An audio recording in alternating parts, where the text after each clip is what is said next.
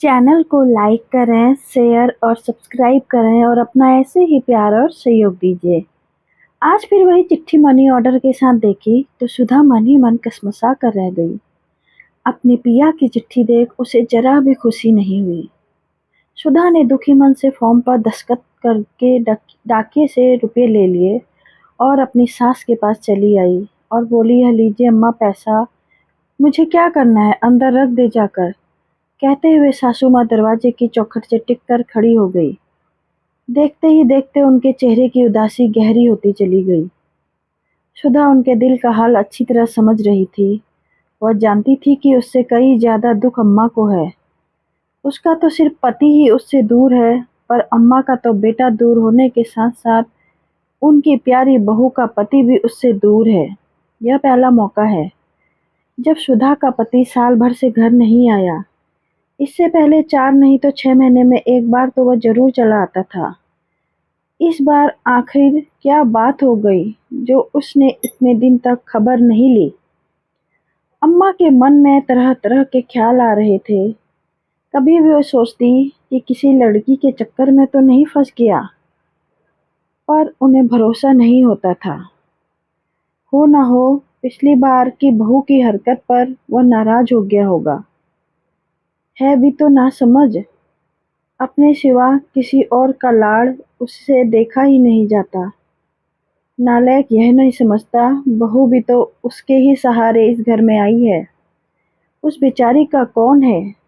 यहाँ सोचते सोचते उन्हें वह सीन याद आ गया जब बहू उनके प्यार पर अपना हक जताकर सूरज को चिढ़ा रही थी और वह मुंह फुलाए बैठा था। अगली बार डाके की आवाज सुनकर सुधा कमरे में से ही कहने लगी, अम्मा डाकिया आया है, पैसे और फॉर्म लेकर अंदर आ जाइए, दस्तखत कर दूंगी।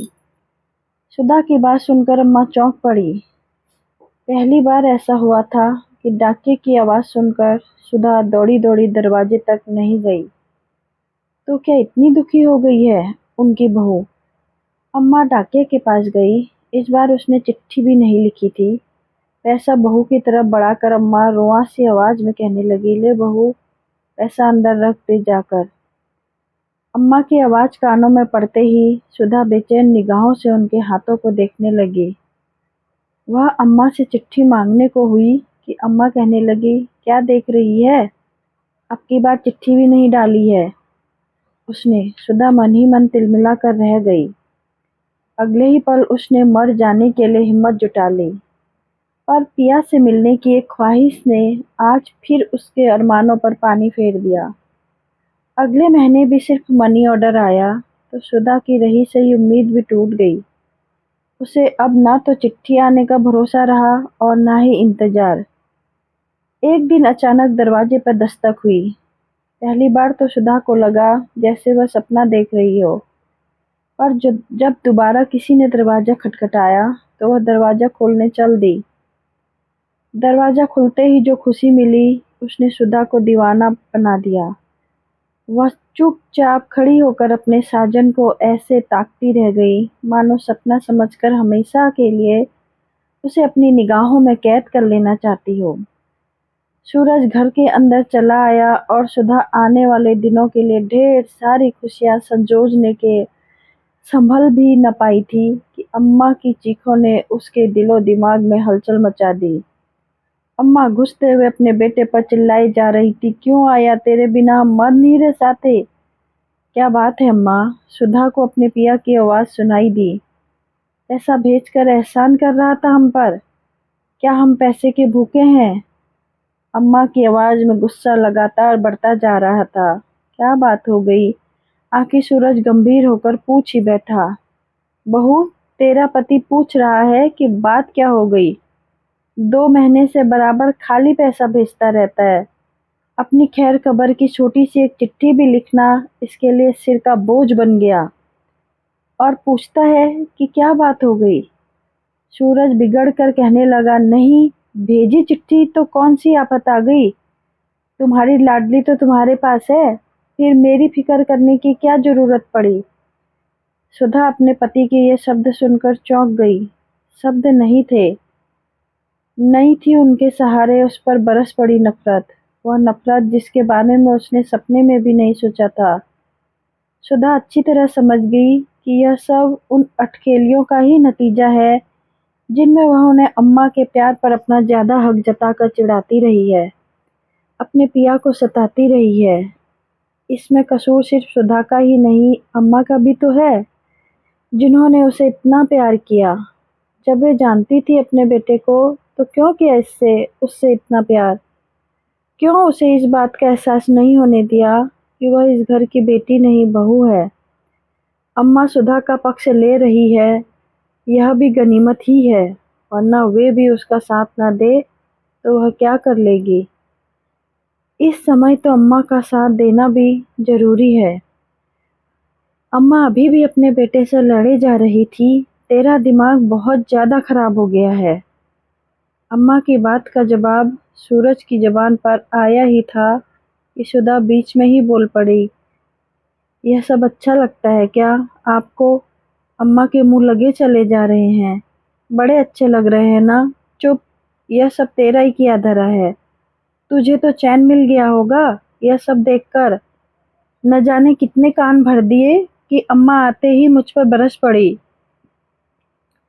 थोड़ी देर रुककर सूरज ने खुद पर काबू करना चाहा, फिर कहने लगा, ये किसी ने पूछा कि मैंने चिट्ठी क्यों नहीं भेजी?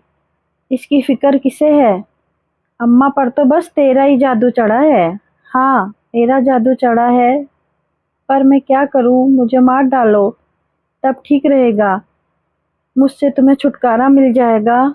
और मुझे तुम्हारे बिना जीने से अब जाकर अम्मा का माथा ठनका। आज उनके बच्चों की लड़ाई बच्चों का खेल नहीं थी। आज तो उन बच्चों के बीच नफरत की बुनियाद पड़ती नजर आ रही थी। बहू का इस तरह बीच में बोल पड़ना उन्हें अच्छा नहीं लगा। वे अपनी बहू की सोच पर चौंकी थी। वे तो सोच रही थी कि उनके बेटे की सूरत देखकर बहू सारे गिले शिकवे भूल गई होगी।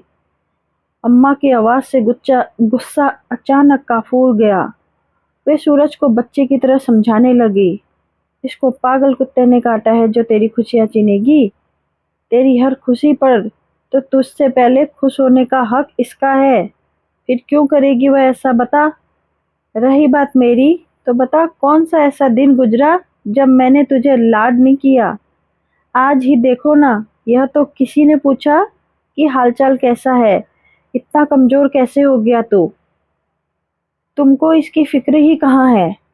फिर तो इस बात की ही है कि मैंने चिट्ठी क्यों नहीं डाली। सूरज बोला, मानो अम्मा पर मानो आसमान फट पड़ा। आज उसकी सारी ममता अपराधी बनकर उनके सामने खड़ी हो गई। आज यह हुआ क्या, उनकी समझ में कुछ न आया। अम्मा चुपचाप सूरज का चेहरा निहारने लगी। कुछ कह ही न सकी, पर सुधा चुप न रही। उसने दौड़कर अपने सूरज का हाथ पकड़ लिया और पूछने लगी, बोलो ना, क्या हुआ? तुम बताती क्यों नहीं हो? मैं 2 महीने से बीमार था। लोगों से कहकर जैसे तैसे मनी ऑर्डर तो कर दिया, पर चिट्ठी नहीं भेज सका। बस यही एक गुनाह हो गया। सुधा की आंखों से निकले आंसू होठों तक आ गए और मन में पागलपन का फुतूर भर उठा। देखो अम्मा, सुना कैसे रहे हैं? इनसे तो अच्छा दुश्मन भी होगा। मैं बच्ची नहीं हूँ, अच्छी तरह जानती हूँ कि भेजना चाहते तो एक नहीं 10 चिट्ठियां भेज सकते थे। नहीं भेजते तो किसी से बीमारी की खबर ही करा देते। पर क्यों करते ऐसा? तुम कितना ही पीछा छुड़ाओ, मैं तुम्हारा पीछा नहीं छोड़ने वाली। अम्मा चौंक कर अपनी बहू की बौखलाहट देखती रह गई। फिर बोली, क्या पागल हो गई है बहू? पागल ही हो जाऊंगी अम्मा, तभी तो ठीक है, कहते हुए बिलख कर रो पड़ी सुधा। और फिर कहने लगी, पागल होकर तो इन्हें अपने प्यार का एहसास कराना आसान होगा। किसी तरह से रोकर, गाकर और नाच नाच कर इन्हें अपने जाल में फंसा ही लूंगी। कम से कम मेरा समझदार होना तो आड़े नहीं आएगा। कहते कहते सुधा का गला भर आया। सूरज आज अपनी बीवी का नया रूप देख रहा था। अब गिले शिकवे मिटाने की फुर्सत किसे थी? सुधा पति के आने की खुशियां मनाने में जुट गई। अम्मा भी अपना सारा दर्द समेटकर अपने बच्चों से प्यार करने के सपनों में सपने संजोने लगी। दोस्तों, कहानी पसंद आए तो कहानी को लाइक से सब्सक्राइब ज़रूर कीजिएगा।